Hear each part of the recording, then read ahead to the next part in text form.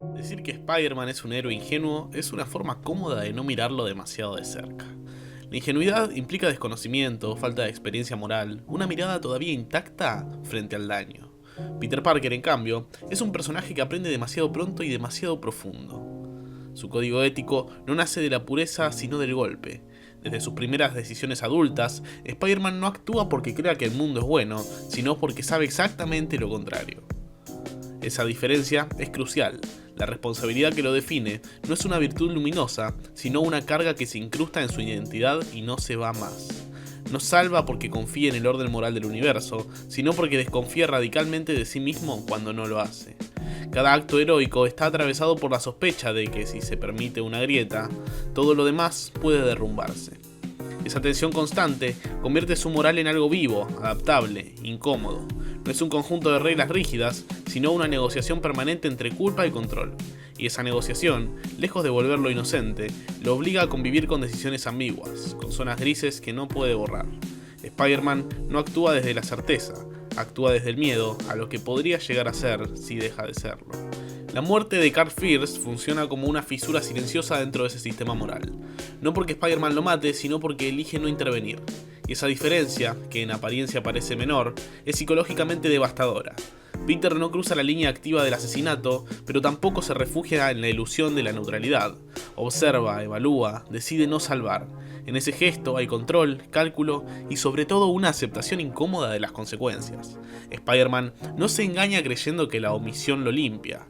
Sabe que dejar morir también es una forma de acción. Lo que vuelve perturbador ese momento no es la violencia, sino la lucidez.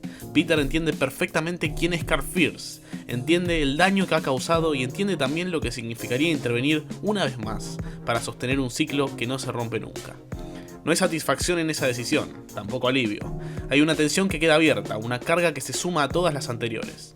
El código moral de Spider-Man no se rompe ahí, pero se estira hasta un punto peligroso, porque cada vez que descubre que puede vivir con esa elección, algo en su identidad se vuelve más frágil, más consciente de su propia elasticidad. Ese tipo de decisiones revelan que Spider-Man no opera desde un ideal abstracto del bien, sino desde una relación íntima con la culpa. La culpa no es un castigo externo, es un motor interno que organiza su conducta. Peter no actúa para ser bueno, actúa para mantener la culpa en un nivel soportable. Cuando deja morir a Carl Fierce, no lo hace porque haya dejado de sentir responsabilidad, sino porque la responsabilidad se ha vuelto insoportablemente compleja. Salvar a todos siempre implica aceptar una forma de complicidad con el daño recurrente. No salvar, en cambio, implica aceptar que hay vidas que no está dispuesto a seguir sosteniendo. Spider-Man vive atrapado entre esas dos cargas, sin una salida limpia. Esa es la razón por la cual su moral es flexible, no porque sea débil, sino porque es consciente. Cada decisión reconfigura su identidad y Peter lo sabe. No hay automatismo heroico, hay deliberación, hay desgaste, hay una conciencia constante de que el traje no lo protege de las consecuencias internas. Y esa conciencia es lo que vuelve imposible cualquier lectura ingenua del personaje. Spider-Man no es el héroe que cree que siempre hay una respuesta correcta, sino el que sabe que muchas veces solo hay respuestas que dejan cicatrices distintas. La relación de Peter Parker con Norman Osborn lleva esa tensión a un plano todavía más inquietante, porque ya no se trata solo de enemigos, sino de espejos morales. Cuando Spider-Man deja un arma al alcance de Norman y le sugiere, sin palabras explícitas, que podría terminar con todo si así lo desea, no está promoviendo la muerte, está devolviendo la responsabilidad completa al sujeto. Ese gesto es profundamente perturbador porque rompe con la fantasía heroica de control total. Peter no se posiciona como juez ni como verdugo, pero tampoco como salvador compulsivo. Le niega a Norman la excusa de la inevitabilidad, le quita el rol de monstruo arrasado por fuerzas externas y lo enfrenta con su propia agencia. Psicológicamente, ese acto es brutal. Spider-Man entiende que hay castigos peores que la muerte, obligar al otro a mirarse sin intermediarios. Al hacer eso, Peter también se expone, porque si acepta que Norman puede elegir, entonces debe aceptar que él mismo también lo hace cada vez que actúa o se abstiene. No hay absoluciones en ese intercambio, solo una tensión ética que queda vibrando, incómoda, sin resolución clara. Lo que emerge de estas escenas no es un héroe corrupto, sino uno profundamente consciente del deseo. No solo del deseo de justicia, sino del deseo de control, de cierre, de descanso. Spider-Man sabe que podría ir más lejos, sabe que podría cruzar líneas que otros héroes cruzan sin mirar atrás. Y justamente por eso se detiene, no por pureza, sino por miedo a reconocerse en ese gesto. El famoso "no te voy a matar, pero tampoco te voy a salvar" no es una frase cínica, es una frontera psicológica. Marca el punto exacto donde Peter intenta conservar una versión de sí mismo que todavía puede habitar. No se trata de compasión hacia el villano, sino de autopreservación moral. Cada vez que Spider-Man permite que otro cargue con su propia decisión final, está ensayando una distancia mínima entre él y el abismo. Pero esa distancia nunca es cómoda.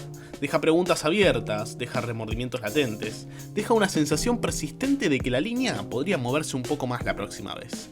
Y esa posibilidad es la que convierte su heroicidad en algo tenso, inestable, siempre al borde de redefinirse.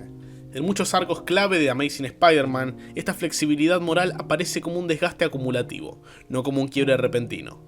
Peter no cambia de un número al otro, se erosiona. Cada enfrentamiento, cada decisión ambigua, va limando la idea infantil del héroe que siempre hace lo correcto. Lo que queda es alguien que hace lo necesario para seguir funcionando. Spider-Man empieza a operar desde una ética de supervivencia psíquica. No busca la justicia perfecta, busca no perderse a sí mismo del todo. Esa diferencia es fundamental. La compulsión a salvar ya no es solo el altruismo, es también una forma de anestesia. Mientras actúa, no piensa. Mientras se mueve, no se detiene a revisar el daño colateral emocional que acumula. Pero cuando decide no actuar, cuando deja que algo ocurra, el silencio lo enfrenta consigo mismo. Ese silencio pesa más que cualquier pelea. Spider-Man no teme a la oscuridad externa, teme a la claridad interna que llega cuando no puede justificarse con el movimiento. Esa tensión lo persigue, lo define y convierte cada pausa en un espacio peligroso donde la identidad puede resquebrajarse. La cultura popular insiste en leer a Spider-Man como un símbolo de esperanza juvenil, pero esa lectura ignora deliberadamente el costo psicológico de sostener ese símbolo.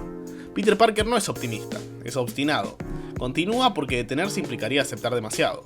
Su código moral flexible es en realidad un sistema de contención frente a la disociación. Si se volviera completamente rígido, se rompería. Si se volviera completamente laxo, se perdería. Vive en ese equilibrio precario donde cada decisión es una microfractura que se repara solo lo suficiente como para seguir. Cuando enfrenta a figuras como Norman Osborn, lo que está en juego no es la victoria, sino la delimitación de su propio reflejo. Norman representa lo que ocurre cuando el deseo de control se libera de la culpa. Peter, en cambio, se aferra a la culpa como ancla, no porque le guste sufrir, sino porque el sufrimiento le recuerda quién es. Esa es la paradoja central del personaje.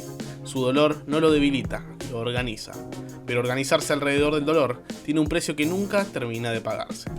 Desde esta perspectiva, Spider-Man no fracasa cuando deja morir o cuando se aparta. Fracasa en todo caso cuando finge que esas decisiones no lo transforman. Y los mejores cómics del personaje nunca le conceden ese autoengaño. Cada acto ambiguo deja un residuo emocional que reaparece más adelante, en forma de duda, de cansancio, de respuestas más cortas, de silencios más largos. Peter no acumula poder, acumula memoria moral. Recuerda cada vez que eligió no intervenir, cada vez que devolvió la responsabilidad al otro, cada vez que se permitió no ser salvador absoluto. Esa memoria lo vuelve más pesado, más adulto, menos compatible con la idea del héroe limpio, pero también lo vuelve más humano. No en el sentido sentimental, sino en el sentido trágico. Spider-Man entiende que no hay manera de salir ileso de un mundo roto. La única elección posible es qué tipo de herida está dispuesto a cargar.